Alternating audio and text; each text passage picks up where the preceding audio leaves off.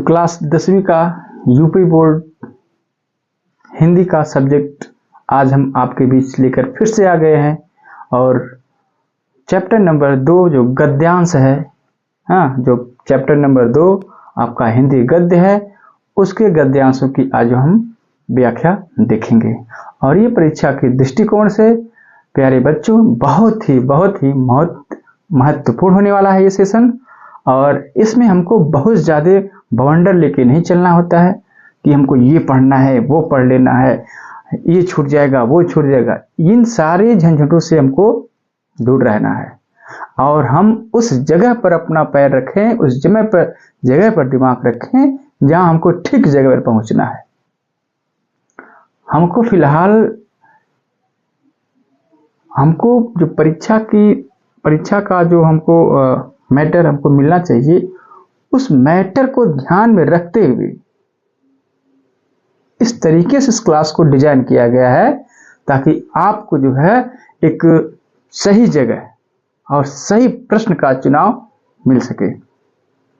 और उन्हीं प्रश्नों का चुनाव करते हुए आज हम आपके सामने लेकर आए हैं चैप्टर नंबर 2 ममता, और इसके लेखक हैं जयशंकर प्रसाद।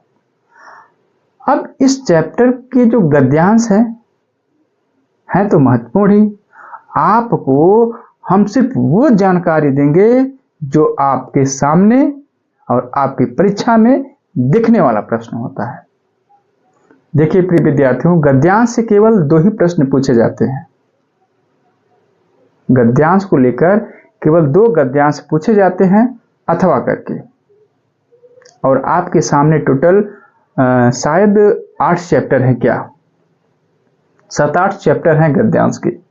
तो 7-8 में से हमको क्या पढ़ना है ये आपको यहाँ हम बताएंगे। पहला जो मित्रता जो चैप्टर था, आपने अगर नहीं देखा है तो उसको जाकर देखें। मित्रता गद्यांश 2 भागों में शायद आपको हम दिए हैं और 2 ही गद्यांश है, और इतना मोस्ट गद्यांश है कि वहां से प्रश्न बनने के चांसेस होते हैं। और ममता चैप्टर भी में केवल आपको हम 2 ही गद्यांश देंगे और केवल आप उस 2 गद्यांश से ही अपना काम चला सकते हैं। काम चलाना नहीं, आपको अगर आप हमारी संस्था से जुड़ रहे हैं तो आपको हम 95+ लाने के लिए पूरी तरीके से तत्पर रहेंगे। तो केवल आपका हमारा जो है साथ, आपको हमारा साथ चाहिए, और वो साथ कब तक, जब तक कि हम 95+ पार न हो जाएं। चलिए बिना देर किए हम इस गद्यांश को देख लेते हैं। तो गद्यांशों पर आधारित प्रश्न उत्तर है। ये टोटल 6 अंक के पूछे जाते हैं। 3 प्रश्न होता है, जो प्रत्येक प्रश्न 3 नंबर का, 2 3 6 2 नंबर का होता है। प्रत्येक प्रश्न 2 नंबर का होता है और 3 प्रश्न होते हैं। 6 नंबर आपको इससे मिलते हैं। तो सबसे पहले गद्यांश को देख लेते हैं। तो गद्यांश, पहला गद्यांश है, गद्यांश को पढ़िए।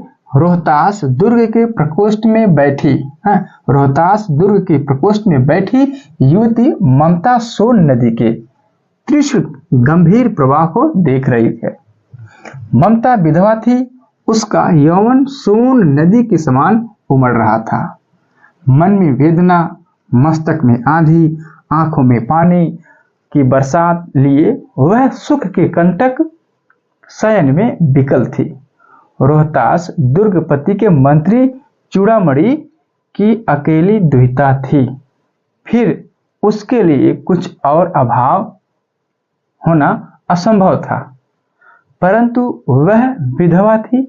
हिंदू विधवा संसार में सबसे तुच्छ निराश्रयी प्राणी है, तब उसकी विडंबना का कहाँ अंत था। तो ये गद्यांश है। अब इन्हीं गद्यांश को पढ़कर हमको उत्तर देना होता है। अब वैसे तो प्रश्न 3 बनते हैं, लेकिन हम आपको टोटल 5 प्रश्न दिए हैं। गद्यांश जो है पेपर में छोटा बड़ा आता है, उसी के आधार पर हम आपको 5 प्रश्न दिए हैं। उन पांचों प्रश्नों का उत्तर आपको देना होता है। तो चलिए एक के प्रश्न का उत्तर जो है हम देते जाते हैं, है ना। तो पहला प्रश्न इससे बनने वाला है कि उपरोक्त गद्यांश का संदर्भ लिखिए। पहला प्रश्न देखिए, संदर्भ के संदर्भ में हमको तनिक भी पीछे नहीं हटना होता है, जितने भी, क्योंकि हमारा ये जो संदर्भ होता है, संदर्भ ही गद्यांश की जो है मूल है, जड़ है।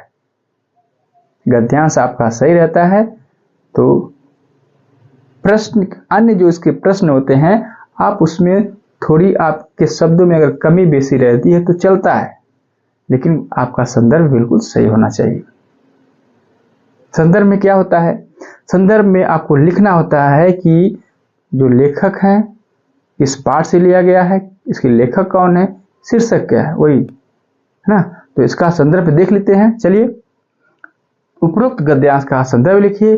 तो प्रस्तुत गद्यांश हमारी पाठ्य पुस्तक हिंदी के ममता नामक शीर्षक से लिया गया है, जिसके लेखक जयशंकर प्रसाद जी हैं, है ना। इसके लेखक जयशंकर प्रसाद जी हैं। ये आपका संदर्भ हो गया, और ये संदर्भ पूरे गद्यांश में चलता है। पूरे चैप्टर में जो है एक ही संदर्भ रहता है। कोई भी चैप्टर हो, कोई भी पाठ हो, सबका पूरे पाठ का एक संदर्भ रहता है, ये आपको याद रखिए। दूसरा प्रश्न है, गद्यांश के रेखांकित अंश की व्याख्या कीजिए। रेखांकित अंश, देखिए हमने रेखांकित नहीं किया है, लेकिन यहां से आपका होगा रेखांकित में। थोड़ा सा हम देख लेते हैं रेखांकित आपको करना कहां से है। और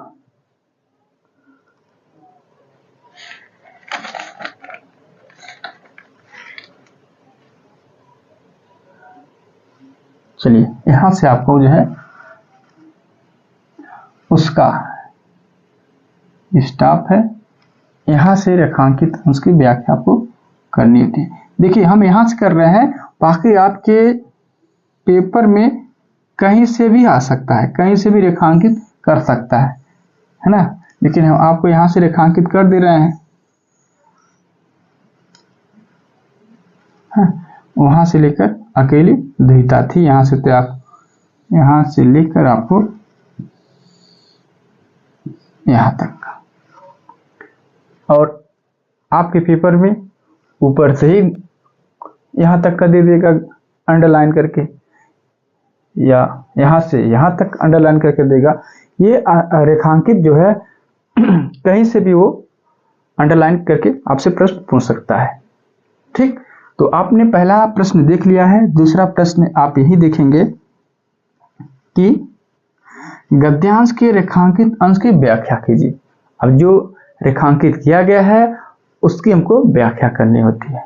देखिए, कोई भी गद्यांश अगर शुरू होता है तो शुरू होने से पहले हम थोड़ा सा इसके ऊपर वाले भाग को भी हमको जानना होता है कि प्रस्तुत गद्यांश में जयशंकर प्रसाद जी कहते हैं कि, इतना आपको लिखने के बाद आगे का उत्तर देना होता है।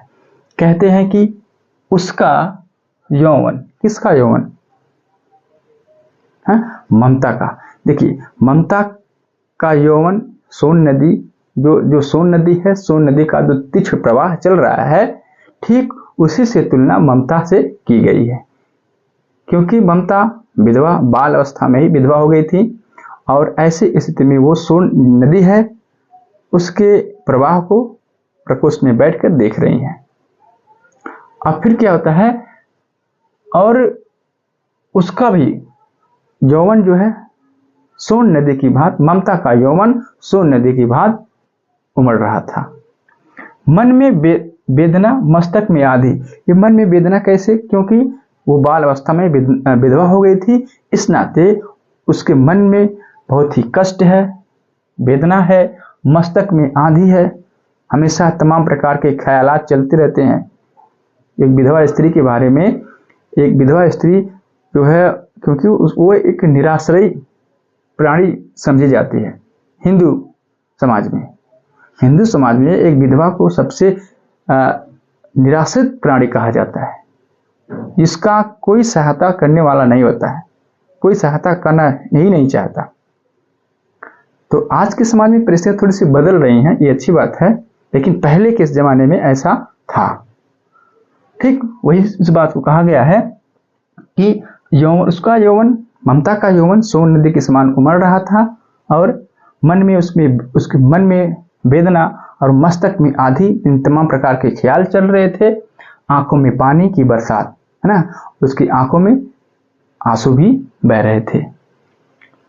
वह सुख के कंटक शयन में विकल थी, है ना। जहां उसको अभी इस उम्र में तमाम प्रकार के सुख को लेना चाहिए था, वो विधवा हो चुकी है। ये उसके लिए असहनीय है। वह रोहतास दुर्गपति के मंत्री चूड़ामणि की अकेली पुत्री थी। दुहिता का मतलब होता है पुत्री, है ना। जो रोहतास दुर्ग है, रोहतास दुर्ग के जो दुर्गपति के जो मंत्री हैं चूड़ामणि, उनकी ये इकलौती पुत्री है। हालांकि जो ये दुर्गपति की मंत्री के पास भौतिक सुख सुविधाएं के लिए कोई कमी नहीं है, लेकिन इसके बावजूद भी वो अकेली पड़ी हुई है। तो ये इसका रेखांकित व्याख्या हो गया।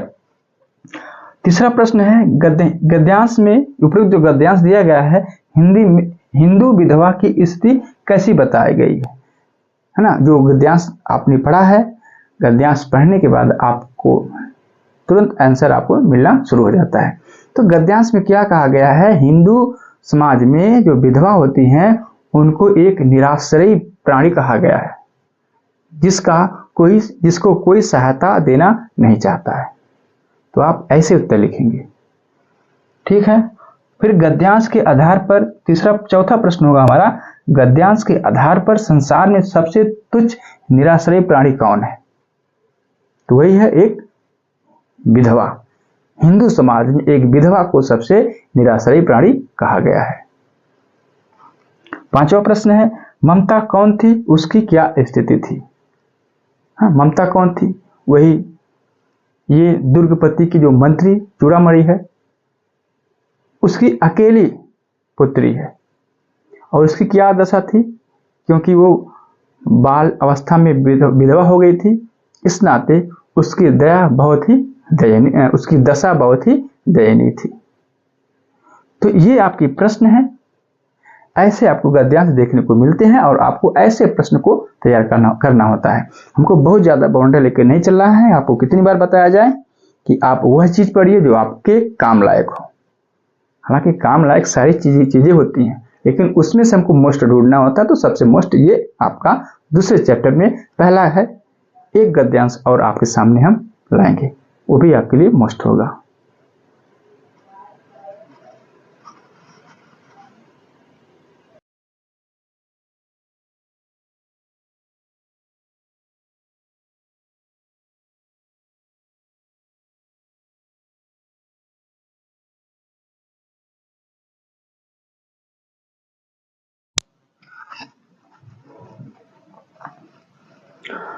तो चलिए दूसरा नंबर देख लेते हैं। तो दूसरा नंबर है, हे भगवान, तब के लिए विपद के लिए इतना आयोजन, परम पिता की इच्छा के विरुद्ध इतना साहस। पिताजी, क्या भीख न मिलेगी? क्या कोई हिंदू भूपृष्ठ पर न बचा रह जाएगा जो ब्राह्मण को दो मुट्ठी अन्न दे सके?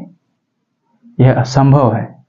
फेर दीजिए पिताजी, मैं कांप रही हूं, इसकी चमक मेरी आंखों को अंधा बना रही है।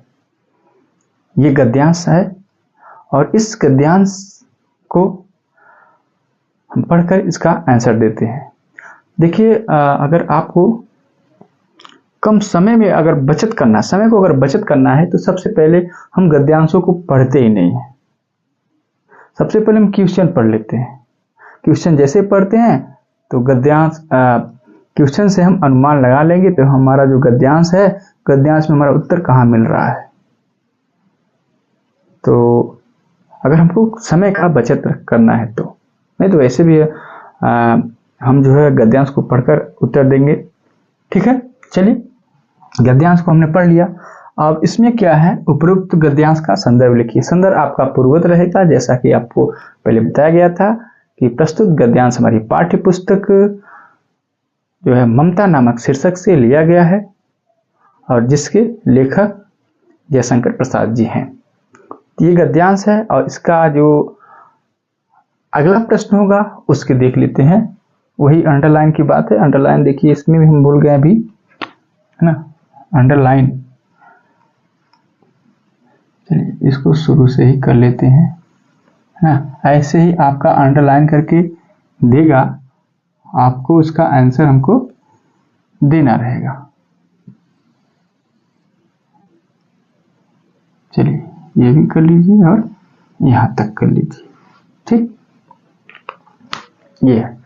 अब रेखांकित गद्यांश की हमको व्याख्या करना है।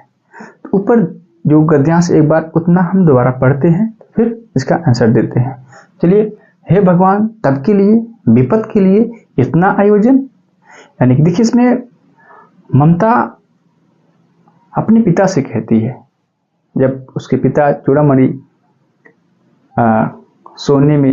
सोने की थाल लेकर जो है जब उसके सामने आते हैं और वो कहते हैं कि बेटी ये रख लो, और ये रख लो क्योंकि हम ये भविष्य में ये हमारे काम में आएंगे या तुम्हारे काम में आएंगे, क्योंकि जो चूड़ामणि थे वो लालची स्वभाव के थे। तब वो कह रही है कि पिताजी, हे भगवान तब के लिए विपत के लिए इतना आयोजन, क्या परम पिता की इच्छा के विरुद्ध इतना आप साहस कर रहे हैं पिताजी?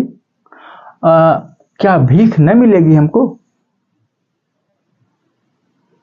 और क्या कोई हिंदू भूपृष्ठ पर नहीं बचा रह जाएगा जो ब्राह्मण को 2 मुट्ठी अन्न दे न सके? ऐसा नहीं हो सकता। इस नाते हे पिताजी, आप जो है इन सारी वैभव संपत्तियों को जो है आप लौटा दीजिए, मुझे यह नहीं चाहिए। ठीक, ये इसका जो है आप इसका अर्थ हो गया, व्याख्या हो गया। फिर गद्यांश तो हो गया। तीसरा नंबर देख लेते हैं, इस गद्यांश में ममता किस मनोवृत्ति को स्पष्ट किया है? इस गद्यांश में ममता ने जो है किस मनोवृत्ति की व्याख्या की है? कि वही है ना, उसने कहा कि जो आप जो है भविष्य के लिए इतना जो आयोजन कर रहे हैं यह निरर्थक आयोजन है। हम तो ब्राह्मण हैं, हम तो केवल भीख मांग के हम काम चला सकते हैं। आप उस परम पिता परमेश्वर से आपको तनिक डर नहीं लगता? इस प्रकार की मनोवृत्तियों से ममता जो है के द्वारा स्पष्ट होता है। अगला प्रश्न है, अपने पिता को कौन सा कृत्य ममता को परम पिता के विरुद्ध लगा? है ना, अपने पिता के द्वारा उनके पिता का कौन सा कृत्य है जो ममता को लगा कि ये परम पिता के विरुद्ध है? यही जो आप जो है हमें अनाथ समझकर इतना आयोजन कर रहे हैं, मुझे जो है ये सारी चीजें नहीं चाहिए। जब ये सारी चीजें नहीं चाहिए तो हम तो ब्राह्मण हैं, क्योंकि हम ब्राह्मण जो है ब्राह्मण को 2 मुट्ठी अन्न तो कोई भी दे सकता है। ठीक, इस प्रकार से इसका जो है अर्थ रहेगा। तो इस चैप्टर में पाठ 2 में ममता नामक जो चैप्टर है, इसमें केवल आपको 2 गद्यांश तैयार करना है जो आपके सामने भी दिया गया है। तो इसको कम से कम 2 बार पढ़ें। ऐसा नहीं कि वीडियो को फुल वॉच न करें, तो कहीं कहीं आप जो है पीछे रह जाएंगे। थोड़ी सी अगर वीडियो में थोड़ा कमी बेसी होगा तो उसको आप मैनेज करिएगा, क्योंकि भी पर्याप्त सुविधा हमारे पास नहीं है। इस नाते फिलहाल आपको जितना दिया जा रहा है, जो कंटेंट दिया जा रहा है, वो सारी चीज़ों को आप देखें और अच्छे से तैयार करें। ठीक, और साथ ही साथ सब्सक्राइब तो करते बनता ही है। सब्सक्राइब करिए, शेयर करिए और लाइक करिए। धन्यवाद।